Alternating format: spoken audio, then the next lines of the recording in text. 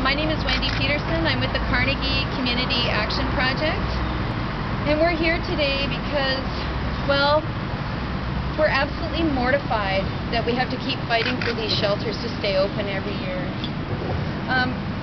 Premier Christy Clark was quoted in the Vancouver Courier recently saying that she wants to regularize the way that shelters are funded. Well, if this is true, why are 5 shelters closing? 3 of them in the next 3 days. Premier Clark needs to show us that she's in charge, and she needs to get funding for these shelters within 24 hours, or people living here and living in the other 3 shelters closing in the next couple of days will be on the street. Plus, we want a commitment from the provincial government to build 2,000 homes, social housing, in the province of BC every year. The mayor is not getting off the hook here either. We want Mayor Robertson to live up to his campaign promises to end homelessness. We want him to buy land for social housing. We want him to renew the lease in this site here.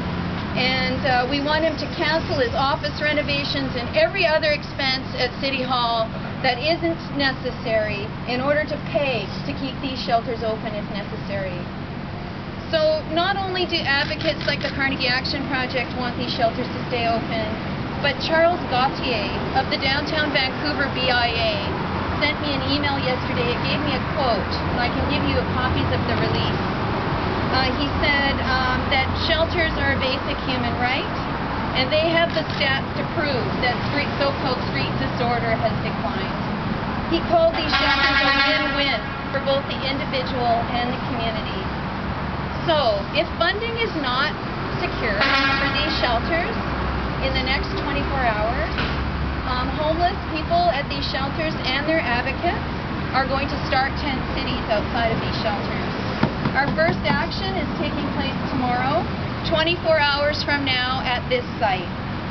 So on Thursday we'll be at the Howe Street shelter, and on Friday we'll be at the Fraser Street shelter.